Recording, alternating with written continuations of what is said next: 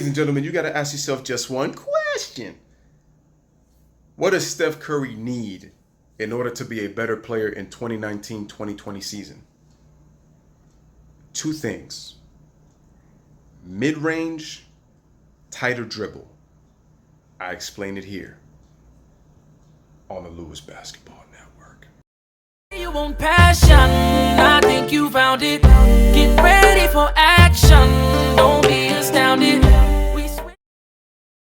Welcome back to the channel. Keep the grind, keep the hustle, never stop, never settle. It is your boy Lewis, man. Make sure you subscribe to the channel. If you're new to this joint watching the video, make sure to like this video and make sure to share this stream to other people, man, so they can view the video, man. Only helps the channel grow.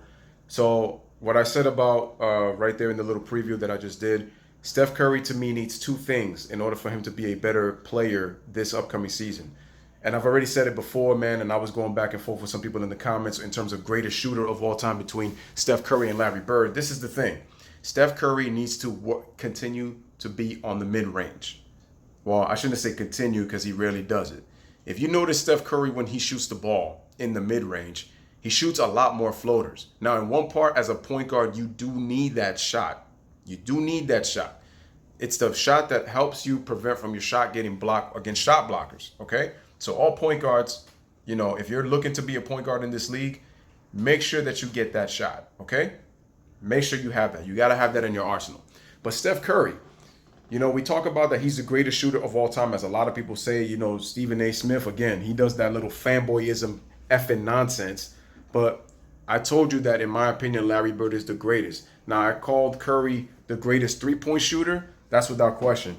Even if Ray Allen has more threes, Steph Curry can get his threes in so many different ways.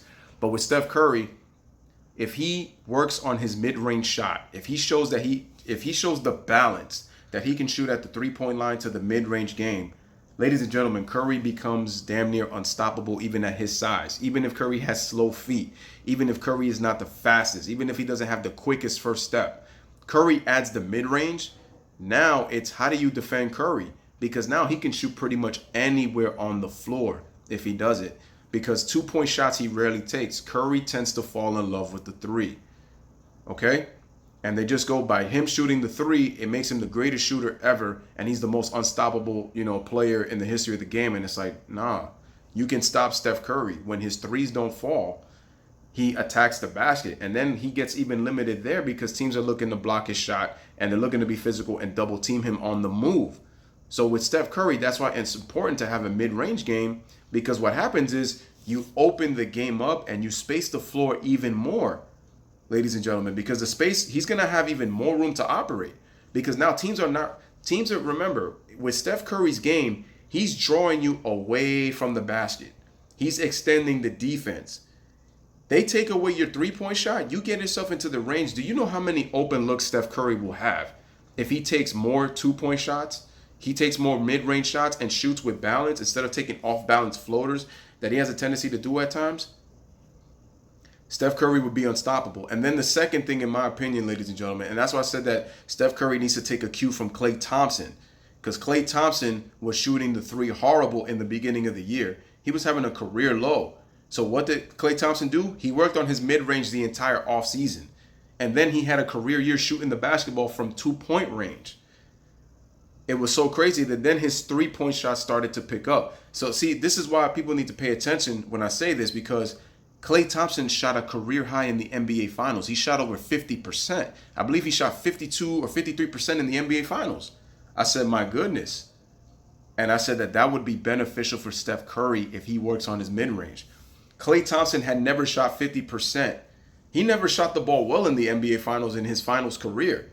And the 2019 finals, in the games that he played, he shot over 50% in the NBA Finals. But what was the reason? He worked on his mid-range, ladies and gentlemen. He wasn't as predictable just shooting from the three-point line. And you saw that when Klay Thompson mixed up his game, he was very difficult for stopping. He was putting up very, very good numbers in the finals.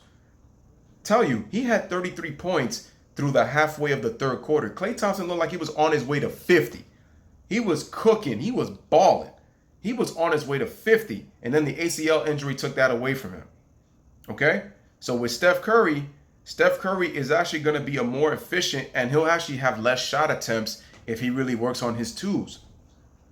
because Steph Curry's primarily, most of his attempts are from the three-point line. So it hurts his percentages when he doesn't shoot the ball well. And remember, Steph Curry and Klay Thompson are rhythm players. So as hot as those guys can get, they can get just as colder than a block of ice if their shots aren't falling. And Klay Thompson is not really a driver. He can put the ball on the floor, but he doesn't have the dribble to go by guys. So he's more predictable to defend, and you can close off his driving lane. With Steph Curry, that's why I said that he also needs to work on having a tighter dribble. A tighter dribble prevents you from getting the ball turned over, and it would lessen the double teams, because now double teams, it's going to be tough for them to react because now you can make quick moves. Again, Curry's not the fastest, but I think a tighter dribble would help him. It's going to give you the deception that, wow, Curry's so fast. That's what having a tight dribble does. Now, Isaiah Thomas, he was always very quick, but having a tight dribble, keeping the ball very low, prevents the defense from even swiping, because defenders are not really going to want to swipe that low, because if they do, they're most likely going to get called for a foul. And that's why I said that Curry, if he really works on his game, his one-on-one offense should be having a tighter dribble and getting a mid-range. Okay? And I think that that's really important.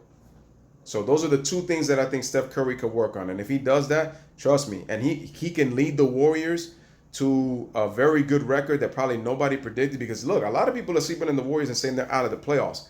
I don't think so. I think they're a 6 to 8 seed, somewhere around there. Mind you, if they're number 6, because remember, they're going to have that chip on their shoulder, as Draymond Green told Rachel Nichols, Steph Curry and Klay Thompson. They haven't had it in a while because, again, Golden State has been the measuring stick of the NBA the last 5 years, and the fact that they also had Kevin Durant. But best believe Steph Curry's got something to prove. Klay Thompson has got something to prove. Draymond Green has got something to prove. And the Warriors as a franchise have something to prove, that they can get back into championship contention in no time. People are saying that the Warriors are done.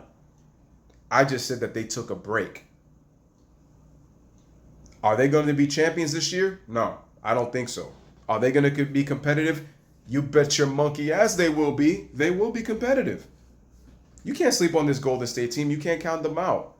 Again, this team is a high basketball IQ team that have been champions. So they know what it takes.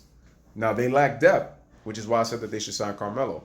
But again, best believe Steph Curry works on those things. He will be much harder to defend. And that's actually going to rub off on D'Angelo Russell. And D'Angelo Russell is going to be on a very good coaching system.